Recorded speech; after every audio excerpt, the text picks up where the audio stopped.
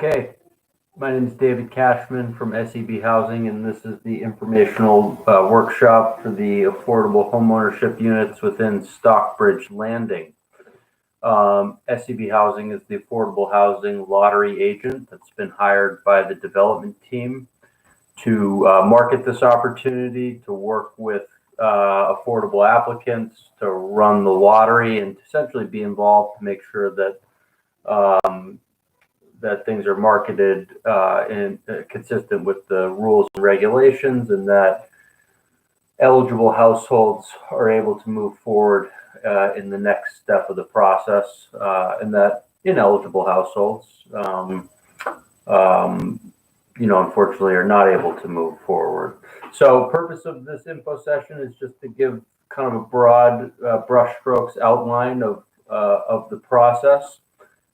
This is for your benefit, so if at any time households have questions, please feel free to type them in the bar to the right of where you see me. I'm just going to type now, make sure everyone can hear me okay. If someone can just respond, that would be great.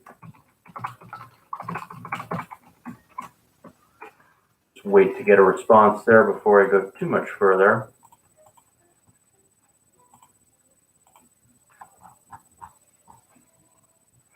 I'm glad to see that we have some households here already attending. I just noticed in the information packet that I actually put a wrong date for the workshop, so I'm sorry for that, but I'm glad to see that households are still able to find the right date for the workshop. Just waiting for someone to confirm. You can hear me okay? Just want to not be moving forward. Everyone hear me okay? Someone respond.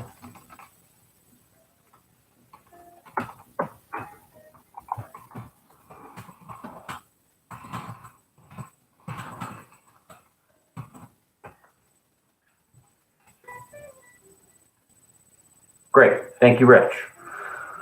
Okay, so we're about halfway through this marketing period. It's 2 months. And the deadline to submit an application, if you're interested, is November 17th. November 17th. So you got about a month left. If you think you qualify and if you are interested, probably the most important takeaway you can have from this evening is get your application in by the 17th.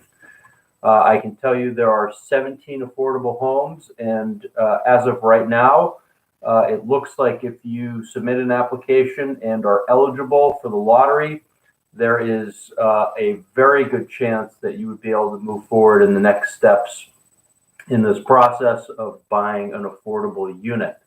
So get that application in if you are interested. What is this opportunity? So this is an affordable housing opportunity. There are a number of homes being built as a brand new development, very nice looking homes. If you haven't already, I would recommend you can just Google Stockbridge Landing and find, they have a very nice website with lots of photos. Looks like the homes have sort of a capey style almost near the water. My understanding is there's been a lot of demand for the market rate units in the development, reflecting the fact that this is a nice new, brand new development with a lot of interest. So this is a great opportunity to get in there. So 17 of the condos will be sold at affordable prices. The 17 condos all feature 2 bedrooms. But they have different floor plans, and some of them are bigger than others. And some of them have 1 bath, some have 1.5 baths, some have 2.5 baths. They all have private entryways and a front porch. The flooring is vinyl plank. That's in the kitchen, living room. They have mud rooms, also in the dining room. There's vinyl flooring in the bathrooms and laundry rooms. Some of the areas, including the bedrooms, the lofts, the upper hallways, are carpeted. And 2 zones of heat in the units, and AC provided by high efficiency forced hot air. There's also hot water via tankless water heater. Now, As I mentioned, there's a couple different styles of units among the 17 that will be affordable and made available through this opportunity. It looks like there are 5 different styles. Now, the smallest of those is about 1,158 square feet, and the largest is over 2,100 square feet. But based on the way that these units, there's kind of a formula that we have to use to price the units. And so all of the units will have the same sales price. They're all being sold for $298,700. So the kind of obvious effect of that is that households who get earlier choice are probably more likely going to choose from the bigger units, not necessarily because the prices are the same. We'll talk more about the lottery later. In general, this is kind of a 2-step process. The first step being submitting an application by the deadline and getting into the lottery. And then the second step in the process is after the lottery, moving forward with the sales team in buying a unit. And SCB will be involved in that process to an extent, but there will also be a lot of other people involved in that, including representatives from the development team, who will kind of walk you through that process, showing units, reserving a unit, and all of the sort of general steps, plus a few others of buying a home. So the first part of this presentation will be kind of talking about what this opportunity is and how to get into the lottery, and how the lottery will work. That's step 1. And then we'll talk a little bit about step 2, which is what to expect moving forward if you are in the lottery and get invited to move forward to buy a unit. So like I've said, there's 17 units being made available through this lottery. They come in 5 different styles. There is a range. These have different floor plans, different sizes. They do all have 2 parking spaces. And depending on where you are in the lottery results will impact, well, you'll get choice and you can choose from the units that are available. So you may prefer one style over another. And so obviously having a higher position in the lottery results will give you more choice because none of the units will have been reserved by other lottery households. The condo fees for the affordable units are $154 a month, and those cover administrative fees, maintenance, care of the development's common areas. That includes things like landscaping and snow and waste removal. There's a wastewater treatment plant on site. The condo fees help towards the maintenance of that, and it also covers taxes and insurance. All of these affordable units will have a deed rider attached to them, okay? And that's important. And you don't, and the deed rider essentially ensures that the unit stays affordable in perpetuity. And it has a number of provisions in it, that it has to be your principal residence, that you're not renting it out, but probably the sort of most salient one, or the one that maybe most people are interested in, has to do with the resale restrictions that the deed rider imposes. In an effort to ensure that the units stay affordable in perpetuity, the deed rider restricts how much the unit can be resold for. Now that's sort of down the road, and we're still talking about what this opportunity is and haven't even gotten to some of the main points on how you can be eligible. So I don't want to get too far ahead of myself in talking about reselling your affordable unit in some future year down the road, because I know we haven't quite gotten to that. But it is important because, anytime people are buying real estate's an investment, and it's important that you recognize that this opportunity is a great opportunity, and it's a great opportunity to be able to buy a beautiful brand new condominium at far less than what it would sell for on the market. However, it's not so much unlike many market rate units, you can't just resell it for however much you can get on the open market. There is this deed rider which will restrict or limit how much you can resell it for. So it's not sort of like a buy it and think you're going to flip it a year down the road and double your money. That's not this opportunity, and I'm sure that doesn't come as a surprise, because the idea here is to keep the units affordable in perpetuity, such that if you should buy one and move on, then another qualified buyer can come in and purchase the unit. Okay, so what are some of so I've gone sort of fast forward all the way to the end, right? Assuming you have a unit and you're going to sell it, and some of the restrictions. Let me back up now and talk a little bit about, so who's eligible for this opportunity for these 17 units being sold at less than $300,000. Everyone in the household must qualify as a first-time home buyer. We'll talk about that in a sec. The entire household's income and assets must qualify within the allowable limits. Households have to be pre-approved for a mortgage, and households cannot have a financial interest in the development or be what's called a related party. That's not something that hardly ever comes up. Occasionally it does, so I won't spend much time on it. If you stand somehow, if you have some money tied up in Stockbridge Landing, or stand to, have some ownership interest in it somehow, then you would be disqualified from this opportunity. Again, that almost never comes up. If you're related to the developer or someone on the sales team, that also would be a disqualifying factor. Again, that almost never comes up, so I'm not going to spend much time on it. So let's go back to that first requirement. I said you have to be a first-time, and everyone in the household has to be a first-time home buyer.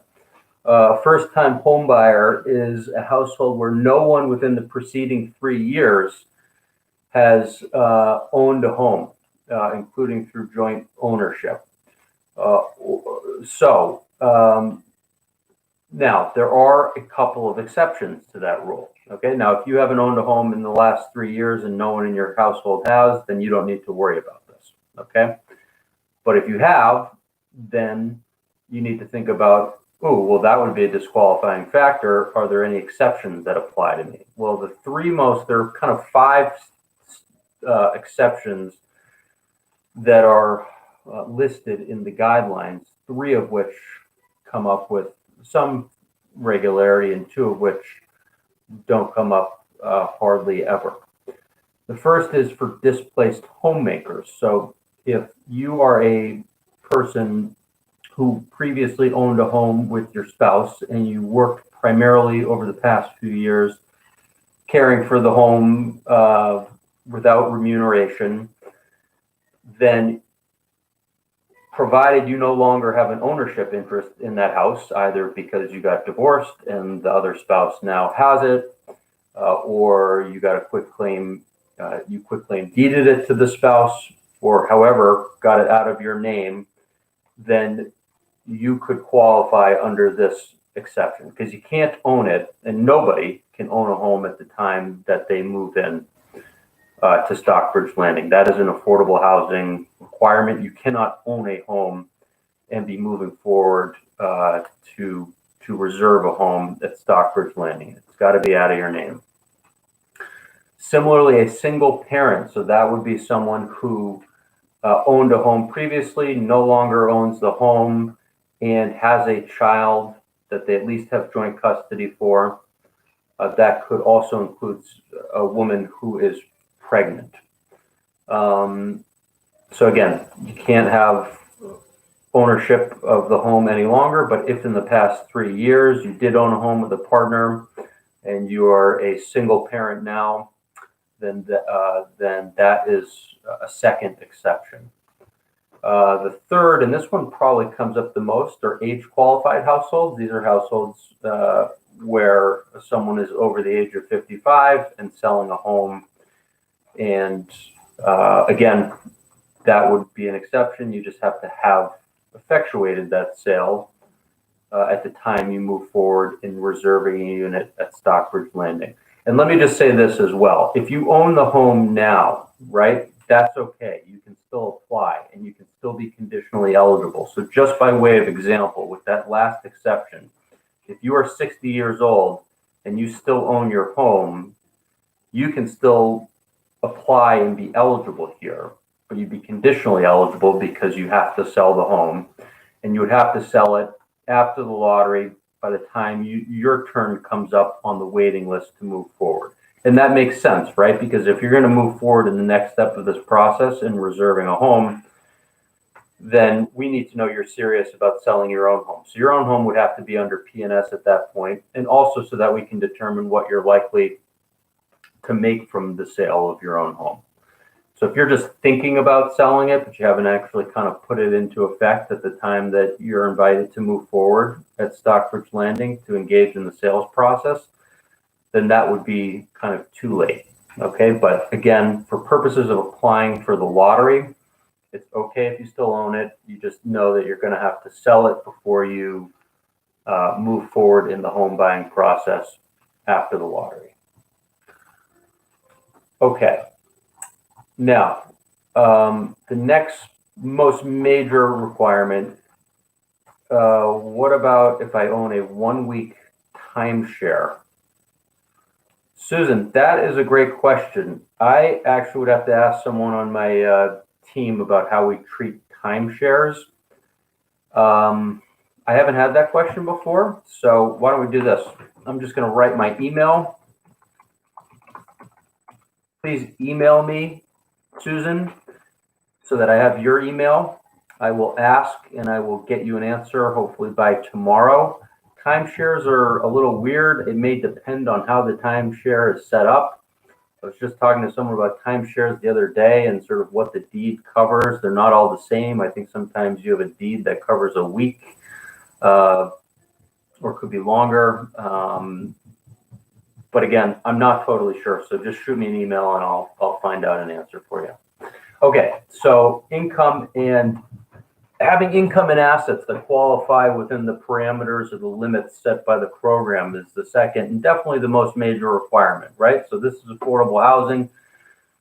These units are being sold at prices well under the market rate. Should come as no surprise that, you know, if you make $1 million a year, this is not the opportunity for you.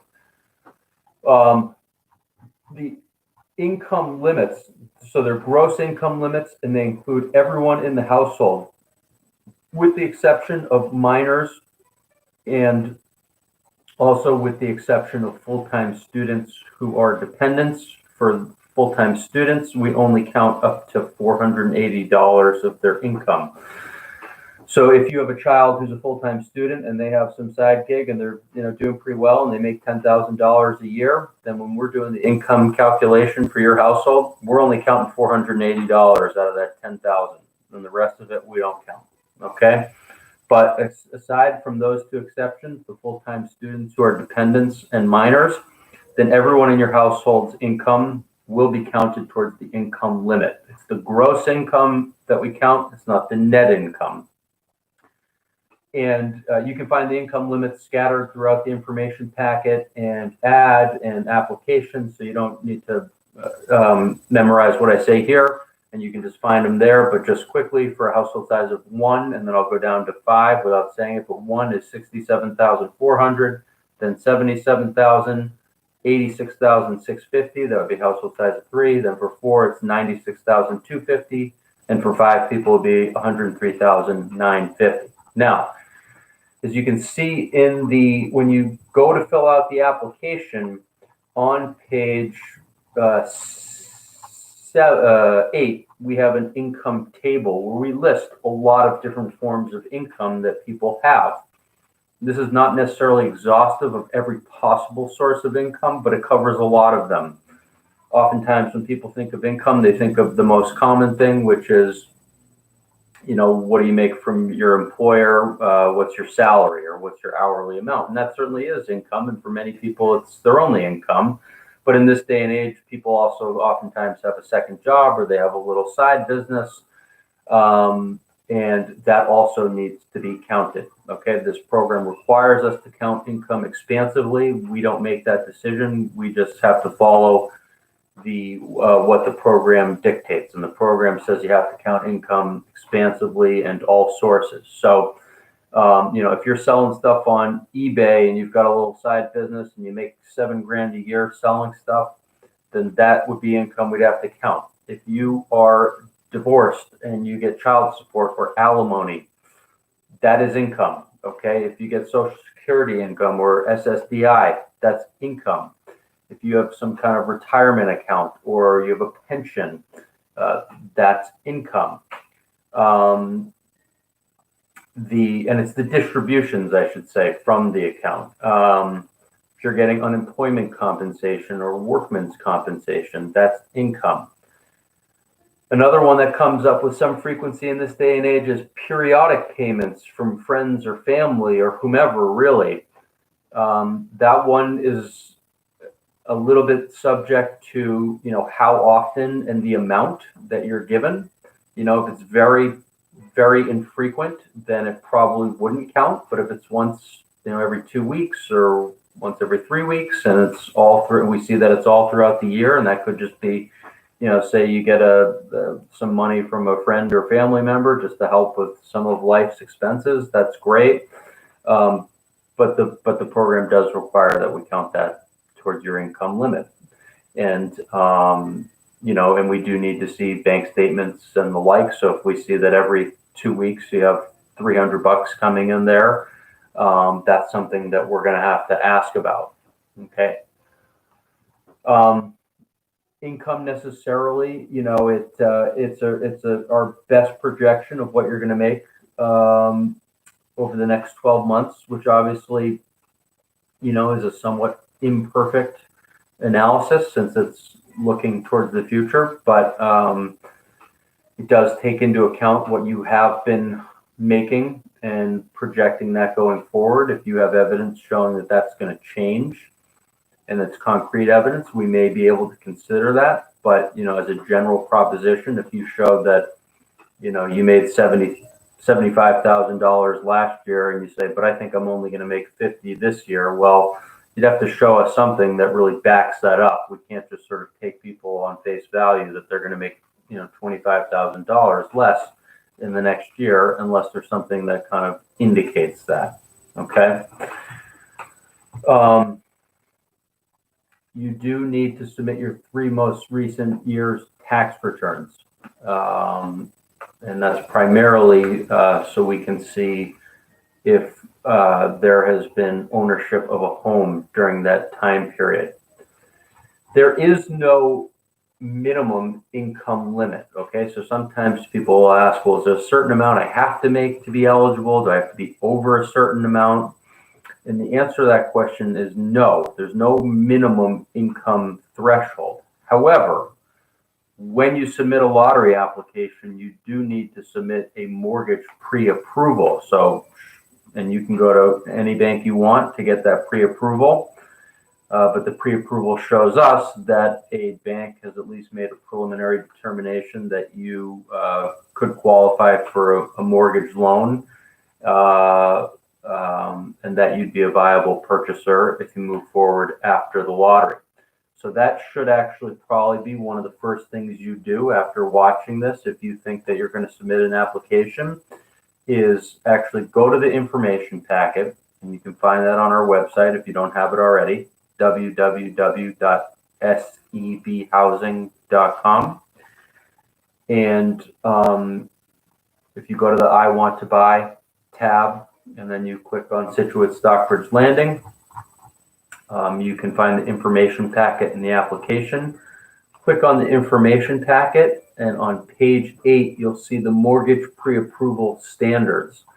I would recommend make a copy of this page, rip it out of the info pack if you have an extra one, bring it to the bank when you're applying for a pre-approval and show them and say, here is this opportunity that I'm interested in pursuing. Here are the pre-approval standards. Because you want the bank to know about these, because the bank, whether you tell them up front, they will find out at some point. And what you don't want to have happen is that they end up backing out later on because there was some requirement that they didn't know about or that they couldn't meet or whatever. So the best thing to do is to be very transparent with them. And again, that's where you can just bring that page in and say, hey, here it is. This is the mortgage pre-approval page. Any issue meeting these? Because you want to make sure you have a bank that's going to be able to play ball when the time comes. We also on that page list some lenders. Well, there's one specific lender who I know is familiar with this program and has a number of products that can meet the requirements. And also we list a website where you can find various lenders who are familiar with this program. And really, you go to any lender of your choosing, that's 100% up to you. However, if you can go to a lender who has some familiarity with this program, I think it's probably in your best interest because that way you know that you're getting someone that's going to be aware of some of the requirements and can offer a product that meets those requirements and won't end up having to potentially back out at the last minute because they can't offer something that meets the requirements. Okay, so that's my little bit about mortgage pre-approvals. Best to do it early, be transparent, bring them that page, go to someone who's got some familiarity with the program. Okay, in addition to income limits, there are asset limits. Household cannot have gross assets exceeding $75,000 in value. Assets don't include personal assets, okay? So we're not personal property. I should say, not personal assets, personal property. Okay, so we're not talking about jewelry or the like, or value of a car, right? We are talking about things like bank accounts and the value of a home. And if you have savings bonds or retirement account or mutual funds, stocks, bonds, investment property. If you're getting down payment assistance, that's one that comes up often, and households are sometimes surprised and a little frustrated by that one. I get it. Again, this is another place where I'd say, please don't shoot the messenger. We just apply or enforce the rules as they're dictated to us. We don't make them up. We totally recognize that a home purchase is, the biggest purchase most people ever make in their life, and oftentimes people get some assistance from, family member or friend with down payment. But that would count towards your asset limit. So if you have a family member that says, "Hey, I'll, give you $5,000 to help you here," that's great. But provided you're not already at $71,000 in assets, because that's going to bump you up over $75,000. Okay. And again, I think we talked a little earlier about real estate. General rule is you can't own a home at the time you would go to close on an affordable unit. It's okay if you own it during the application process, but that home would need to be under a purchase and sale agreement by the time you get to the top of a waiting list to move forward in the home buying process, because we need to know that you're serious about selling the home, and also we need to know the value and to make sure that your estimated equity in that home that you get from the sale isn't going to bump you over the asset limit. Okay, so assets, again, there's a table in the application. It's on page 10. Go through it, look at it closely, fill it out accurately, or as accurately as you can. And $75,000 is the number. Now, some people will ask, well, what if I'm barely over one or under the other for the income and assets? And they'll say, well, if I'm under just a little bit over one but well under the other, could an exception be made? And unfortunately, the answer to that is no. You have to meet both requirements. You have to be under the income limits and under the asset limits. It's not a one or the other type of scenario. Okay. Another question that sometimes comes up is, can you have someone who's not going to be moving into the home sign on the mortgage? The answer to that is no. That's sort of like having a guarantor. So only households who are going to be moving into the home, living in the unit, can be on the mortgage. All right. Let's talk a little bit about the lottery and how that process works and what it's going to look like. When you fill out a lottery application, you will list, so you'll list all the members in your household, and you'll list your household type. A household can be either a type 2 household or a type 1 household. And we have little check boxes in the application that detail how the various makeups of a type 2 household and a type 1 household. So you don't have to try and memorize those. I think it's pretty straightforward. You just read the lines that correspond to the different check boxes in the application and check off the one that applies to you. So just by way of example, any 4-person or any 3-person household is going to be a type 2 household. Now, your next question may be, well, what's a type 2 household and what's a type 1 household? Well, according to the program, a type 2 household is generally a household who the program would say needs 2 bedrooms. And a type 1 household is a household who the program would say needs only 1 bedroom. They might like 2 bedrooms, but they don't need it. Okay, and that sort of makes sense. If you have 4 people in a household, 1 bedroom is not going to be enough. If you have 3 people in a household, 1 bedroom is not going to be enough. But if you only have 1 person in a household, well, 1 bedroom would be enough according to the program for that household.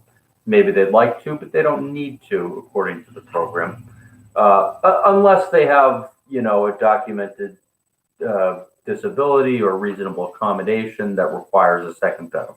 But barring that, typically a 1-person household needs 1 bedroom. Or even let's say a married couple would need 1 bedroom according to the program. They wouldn't need 2 bedrooms. And the importance of that, we'll talk about in just a bit, comes when we do the lottery sorting and how we create the waiting list. Okay, but for purposes of right now, type 2 households will all get priority over type 1 households in the lottery. And that's because the program requires us to give them priority. Okay, so when you apply for the lottery, the deadline is November 17th. If you are, and I should say, get your application in early. Okay, don't wait till the 13th or the 14th trying to make your application 100% perfect and then submit it.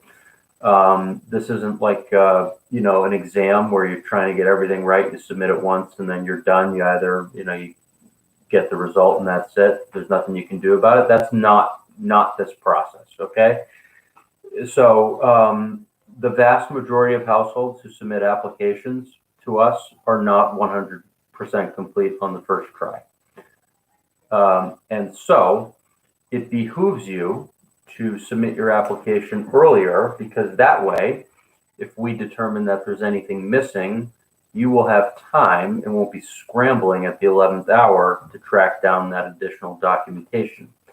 And part of the reason why many applications are not complete or not 100% complete the first time is because, well, many households, they just don't necessarily submit every single thing that is required in the application, and that's understandable. That's a dense, long application. There's a lot in there, so missing a document or two, we totally get that. But in addition to that, even if you're super, super diligent and you submit every single piece of documentation and you've dotted every I and crossed every T and it's all there, and you say, look, I know it's all there, this is 100% complete. Well, one of the documents you submit could actually elicit further questions. It could have some things in it that require clarification and that require additional documentation. So for example, if you submit all the bank statements as required by the application, but you have all these deposits coming into your account that aren't tied to a job or some other income source that's identifiable to us, we may need to say, hey, we see all these deposits going into your account. It's not tied to your job. It's not tied to this other income source we know about. We don't know what this is. This, for all we know, this is some other job you forgot to disclose. And especially in today's day and age where people, Venmoing each other and PayPal and all these different cash apps and money's kind of coming in and out, there can be a lot more of this. And so this is all the more reason why, if you're interested in this opportunity, I really, really recommend that, get that application in as far in advance of November 17th as you can. Because again, the vast majority of households do not submit a 100% complete application on the first try, and you don't want to be scrambling at the last minute to get your application complete. Now, none of this is said, to make it sound like this is, none of this is meant to suggest that this is like an impossible process or anything like that. It's not. The hundreds, thousands of people get through it with us every year, so it is absolutely doable. If you submit an application and it's not totally complete, we'll send you a very detailed and specific list, so you know exactly what you're trying to get. We'll be available to you. We'll work with you. We'll work with you right up through the end. So again, don't take any of what I've said about, most households not submitting an application that's 100% complete the first try as evidence that this is like some completely onerous process that's not doable, because that's not the case. It's absolutely doable. It takes time. It does take some effort and some diligence. We understand it can be a little frustrating at times because a lot of documentation is needed. But if you're willing to put in the legwork, we'll work with you and we will be available to you. And again, many, many, many households get through it every year. Susan, do they accept a pet? I have a cat. It's an emotional support animal. Let me see if I have their pet. I don't have anything on their pet policy. I mean, typically in homeownership, we don't see, restrictions around homeowners having something like a cat. And also, if it's an emotional support animal that's needed, I'm not sure that they could restrict that. But why don't you include that in your question, like on the timeshare, and I'll just double check with them to see if there even is any policy in the first place, because that would certainly be the easiest answer if they just have absolutely no restriction at all. But again, even if they do generally have a restriction, I believe that if it's required as emotional support, that an accommodation would probably be available. Okay, but just remind me of that question with the timeshare question. I'll reach out to the development team and see if they what pet policy, if any, they have regarding cats. Okay. Okay. So I was just talking about getting that application in early. If you submit an application that's eligible, or if you're ineligible, if you're incomplete, we'll let you know. We'll give you a very specific bulleted list of what's incomplete, so you can start working on getting it. If you're ineligible, we'll let you know. If you disagree, you can appeal it. We'll take another look at it. If you're eligible, you'll get a letter from us, and that letter will have an application number. The application number will be in the form of A.blank. That application number is nothing more than an anonymous identifier to be used in the lottery for purposes of sorting and still being able to attribute it to a specific person while maintaining your privacy. It has no bearing on, where you are in the lottery or moving forward. Okay, so if you're A.001, that doesn't mean you're number one in the lottery. It just means you were the first household to submit a complete application with us, and that's it. Okay. When you get that letter, look at it closely. It will have a number of pieces of important information, including, when the lottery is and what time or the date. the members of your household that you applied with, your household type. Make sure those are all accurate. Okay. Switching household members later in the game is not so easy and may not be allowable at all. So, be thoughtful about who you're applying with. And the reason for that is because, we're qualifying your entire household. And we need to make sure your entire household is eligible. So, if you say, hey, actually, I applied with my son, Mike, but I actually, and then 3 months down the road, after the lottery, you're moving forward, you say, I actually want to swap in my other son. We'd say, well, we don't know what your other son makes. Maybe he makes 5 times more money than the other one you listed. I mean, we can't say for sure that he's eligible. We'd have to look at it, and that would require him to submit a whole application and all the documentation that goes with it, right? So, try and be thoughtful, I guess, about who you're applying with, and ensuring that those are the people that you would intend to move forward with, because that's the household that we are approving. And it's not impossible in every case to change the composition, but as a general rule, I would say you can't count on, I'm just going to change my composition, however it suits me later in the game, because I can't promise you that will be allowed. Okay. The lottery. So you're going to read that letter that we send you if you're eligible, and just give it a thorough look, make sure it's all accurate. And if there's something that's, doesn't jive with what you thought you put down, let us know so we can fix it. The lottery will be held on November 30th. It'll be via YouTube live stream, just like this, and conference call. You don't have to attend.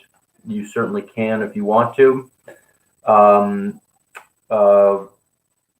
I would say that everyone will find out the results at the same exact time. So, if you've got other things going on that night and you can't make it, that's okay. You'll get the results at the same time that everyone who was at the lottery. Now, if you're watching this, you might say, well, how's that possible? Won't the people at the lottery know the results as soon as they happen? And the answer to that is not really, because this lottery is different than most lotteries, where people typically think about winners and losers, and the first name drawn is the winner, and right there.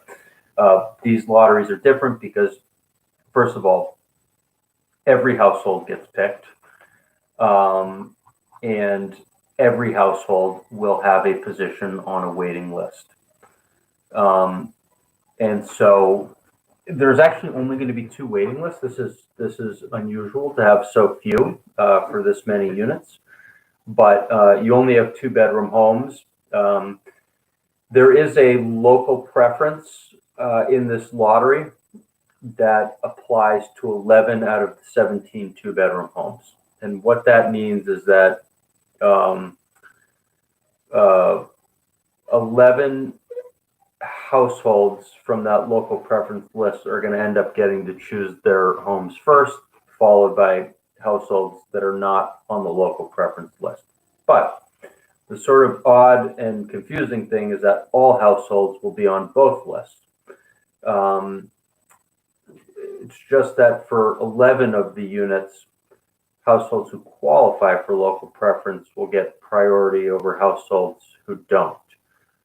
So if your question is, well, what's local preference? Local preference means households who live in Scituate, or who work for Scituate or in Scituate, or who have kids attending the Scituate school system. Any household that doesn't meet those definitions is not a local preference household. But again, it's all a little bit confusing because, like I said a moment ago, all households will be on both lists. Okay. Now, we've listed what the waiting lists look like, exactly how they're going to be formulated. It's in the information pack. It's on page 14 in the section 1C called the waiting list. And this will just give you some sense of how the waiting lists are going to be ordered. But going back to what I was talking about a moment ago, where I was saying that, you won't necessarily know where that the household who can't attend the night of the lottery is going to get the results the same exact time as the household who does attend the lottery. And that's because of the sorting that's required. Let me give an example. I feel like I could explain it a little bit better. So, as I mentioned earlier on in this presentation, I said that type 2 households get priority for the 2-bedroom units over type 1 households. The first, just hypothetically, the first 5 households drawn in the lottery are type 1 households. And they are followed by 10 households who are type 2 households. Okay? All 10 of the type 2 households are going to leapfrog over all 5 of the type 1 household. It does not matter that the type 2 households were drawn after the type 1 households. All 10 of them will leapfrog over them, and all 10 of them will be they'll be in the first 10 spots on the waiting list, followed by, in spots 11 through 15, the type 1 household. And so when I'm doing the actual lottery drawing, you don't necessarily know exactly what that means, because let's say that your number was drawn number 6. And so you say, great, I'm number 6. I was drawn 6, I'm number 6. Well, maybe, but maybe not. It depends, those 5 households in front of you, what household type they were. If they were all type 1 household, you would actually jump over all of them. Maybe you'll be number 1, but you won't know that in the moment I do the lottery drawing, because I'm not going to tell you, when I do the drawing, the first household drawn, A.005 is a type 1 non-local preference household. I don't give that amount of specificity. I just say first household drawn is A.005. The next household drawn is A.007. So you don't actually know that household composition. And so you don't know exactly what it means in terms of where they'll be on the waiting list, because the household type matters. And similarly, for 11 of the units, it will also matter, in addition to the household type, whether the household has local preference, right? So on the local preference list, if you're a non-local preference household and you're type 2 and you're drawn first, well, you may not actually be first on that list if there are other local preference households for type 2, because they would jump in front of you. Okay, so that can be a little tricky and kind of a little confusing, I get. But if you're curious how the waiting lists are made up, I encourage you to take a look at page 14. You can just see how they will be made up the night of the lottery. You also don't have to get bogged down in all of that. And the good thing about the night of the lottery is that within just a couple of hours of running it, I'll send you the waiting list, so you'll know exactly where you are on the waiting list. Those waiting lists will be ordered top to bottom in the order that households are going to get to move forward. So at that point, you won't be sort of wondering or guessing at all about what it means. Those will be ordered exactly in the order that households are going to get to move forward. And that's the document that will kind of let you know exactly what to expect moving forward in terms of when you're going to be able to select a unit as compared to other households in the lottery.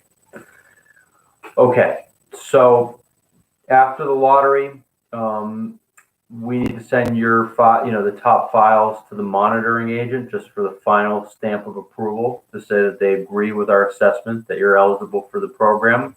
That usually takes about a week, maybe 10 days. Once we have that, then you will move on to the next step of the process. Okay, so we've kind of completed talking about step 1, that's applying for the lottery, getting into the lottery if you're eligible, and then doing the lottery drawing and then sorting to create the waiting list. We'll send you the waiting list the night of the lottery. The next step is for top households to move forward in purchasing a unit.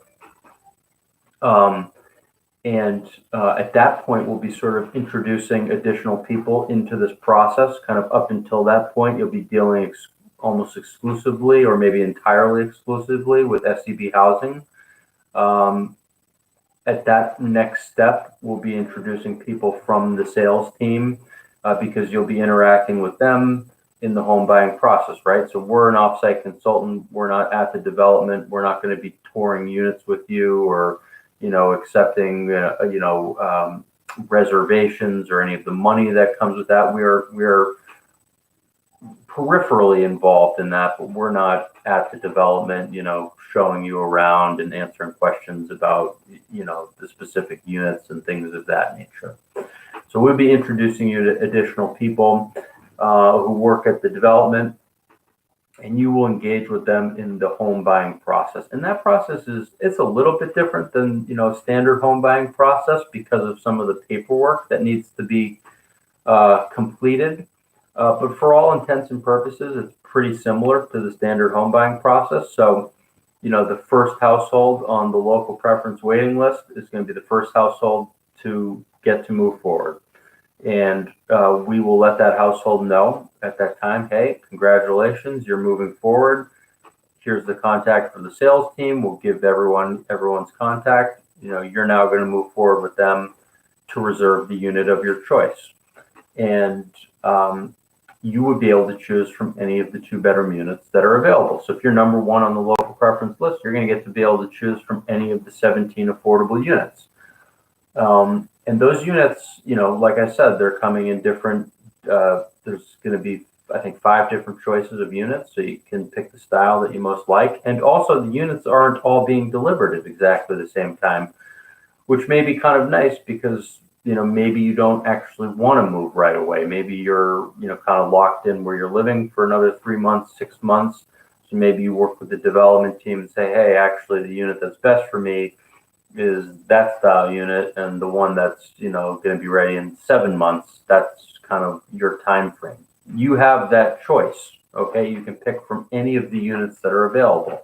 And then once you reserve that unit, then the next household on the waiting list, we would reach out to and say, okay, first household has reserved their unit. There are now 16 units left. You are now invited to move forward in the next step of the process to work with the sales team in selecting the unit from your choice. And then that process will repeat until all 17 units are sold. Now, sometimes people will say, well, what if I'm, the 5th household on the list? I reserve my unit, and then I subsequently find out that the 2nd household on the list, who was 3 spots above me, dropped out, and now the unit that they had reserved, well, that's the unit that I really wanted the most. So can I switch? Can I swatch? Sorry, can I swap? And the answer to that's no, you can't. And the reason for that is because if we start doing that, now all of a sudden we're playing musical chairs with units, and trying to manage that can become quickly unmanageable. Okay, it can quickly become an unmanageable process of households swapping units. So once you have your unit reserved, that's your unit. Okay, but if you're one of, there's a pretty good chance that you're gonna, especially if you're in the lottery, you may have a number of units to choose from. There's a refundable deposit of $500 that's due with the reservation, and then also a deposit that's due when you sign your purchase and sale agreement. That deposit's 1.5% of the sales price, minus the $500 you would have already put down with the reservation agreement. So trying to think of exactly what that is, but that would end up being a little less than $4,000, I think, due with the purchase and sale agreement. You can't finance more than 97% of the sales price. So 3%'s got to come from you, and half of that's got to come from your own funds. If the other half comes from someone else or another place, that's okay. But 1.5 or half of 3%. So 1.5% has got to come from your own funds. And then, like I said, the process of buying a home kind of unfolds pretty similarly to buying a market rate home. So you'd pick the unit of your choice, you'd reserve it, then you'd move to signing a purchase and sale agreement. At that point, it's recommended, or earlier, to get an attorney to review that document and maybe make edits and represent your best interest to make sure that your interests are protected. And then after signing the purchase and sale agreement, there'd be a mortgage contingency date. You got to get a mortgage by that date, followed by the closing. At some point during that process, you will need to do an update of your file with us. And that's to make sure that, in the interim months since the lottery, you haven't made it big and now you're, came into some huge amount of money and now you're wildly ineligible for the program. That's not a totally new application. It's sort of like an update of your file, and we'll cue you in on when it's due and try and give you plenty of advance notice so you can plan for it. But there will be that update that's required to make sure that you have maintained eligibility for this program throughout the process. So I guess as a general matter, continuing to keep records of the documents that are required in the application is a good idea, because you're going to have to update like bank statements and, pay stubs and stuff. So after the lottery, as those things continue to be available, right? Usually bank statements, every month you can download a PDF or whatever, you can just do that, add it to your file. That way, if and when you need to do an update, you already have that document in your file. And then if you are one of the, folks who's able to close on an affordable unit, that's great. You're kind of done with us. You're done with any of the reviews, and you're done with SCB housing. You can live in your unit and not have to worry about applications or anything of that nature. So that is and I should say as well, there is a on our website there is a sample copy of what the deed rider looks like. So if you're curious about some of the restrictions on the home, you can go on our website and print out a copy of the deed rider and look at it. We also have a summary of it at the end of the information packet if you want to get a general gist of the main provisions in the deed rider. You can take a look there. Again, that is not the actual deed rider. It's a synopsis of the salient points, but you can give that a look if you're curious. And that's kind of it, folks. That's sort of the main thrust of this opportunity and what the application process and lottery looks like. If anyone has any questions, please feel free to type them in the address bar here next to where you see me, and I can address them now. Or if you don't have questions now, but if you think of them later, you can always email us or call us or fax us, whatever. Our contact information is in the material, so hopefully you shouldn't have any trouble finding those, and we can answer specific questions that you have. Oftentimes taking a look at the information packet and application first allows you to formulate more specific questions, so that can be good, so we can respond to those specific questions. But we are definitely available if you do have questions, and are available to help you through this process. Again, deadline is November 17th. So if you think you're interested, get that application in, get it in early, and we'll work with you on it. And Susan, you're going to email me your 2 questions. I'll get back to you. I should be able to get back to you by tomorrow or the next day. Anyone else? I'll just kind of wait here for a sec to see if anyone has any questions. But if not, thanks for tuning in. Hope it's been helpful, and hope to see your application come in soon.